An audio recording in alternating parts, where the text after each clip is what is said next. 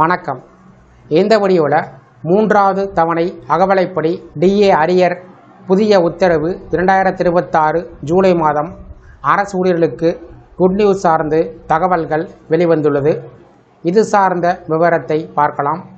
இந்த வீடியோவை தொடர்ந்து பார்க்குறதுக்கு முன்னாடி நம்ம சேனலை இதுவரைக்கும் சப்ஸ்கிரைப் பண்ணாதவங்க இந்த வீடியோக்கு கீழே இருக்க ரெட் கலர் சப்ஸ்கிரைப் பட்டன் அழுத்தி சப்ஸ்கிரைப் பண்ணிக்கோங்க. அரசு ஊழியர்களுக்கு மகிழ்ச்சி தரக்கூடிய முக்கிய அறிவிப்பு ஒன்றை மாநில அரசு வெளியிட்டிருக்கிறது. அரசு ஊழியர்கள் மற்றும் ஓய்வூதியர்களுக்கு அகவலைப்படியினை 3% உயர்த்தப்படுவதாக அறிவிப்பு வெளிவந்துள்ளது.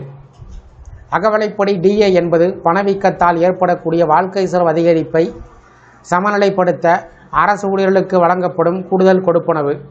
இது அடிப்படை சம்பளத்தின் 1% கணக்கிடப்படுகிறது.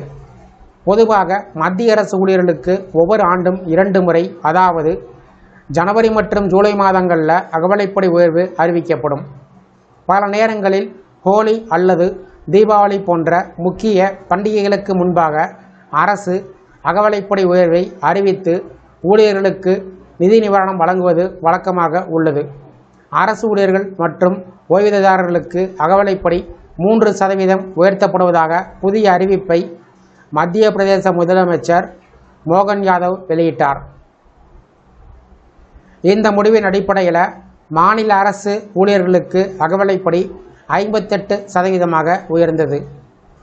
புதிய அகவலைப்படி 2026 ஏப்ரல் மாத சம்பளத்தில் கணக்கீடு செய்யப்பட்டு மே மாதத்தில் வழங்கப்படும் என்றும் அறிவிக்கப்பட்டது. இதன் மூலம் மாநில அரசு ஊழியர்கள் மத்திய அரசு ஊழியர்களுக்கு இணையாக 58% அகவலைப்படியை பெறுவார்கள் என்று அறிவிக்கப்பட்டது.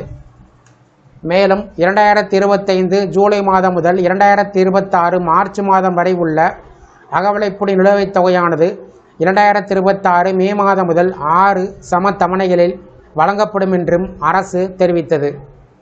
ஓய்வூதியர்களுக்கு இந்த அறிவிப்பு பயனளிக்கும். ஜனவரி பிப்ரவரி மாதங்களுக்கு ஓய்வூதியர்கள் தங்களது ஓய்வூதியத்தில் 58% அகவலைப்படியை பெறுவார்கள் என்று முதலமைச்சர் அறிவித்தார்.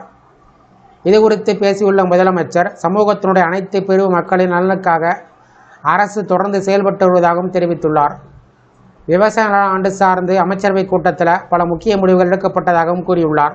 இந்த வீடியோ குறித்த உங்களுடைய கருத்துக்களை கமெண்ட் செக்ஷனில் பதிவிடுங்க. இந்த வீடியோ பிடிச்சிருந்தா வீடியோக்கு ஒரு லைக் பண்ணுங்கள். இந்த வீடியோவை உங்களுடைய நண்பர்கள் மற்றும் உறவினர்களுக்கும் ஷேர் பண்ணுங்கள். மற்றும் ஒரு பயனுள்ள வீடியோவில் சந்திப்போம். நன்றி.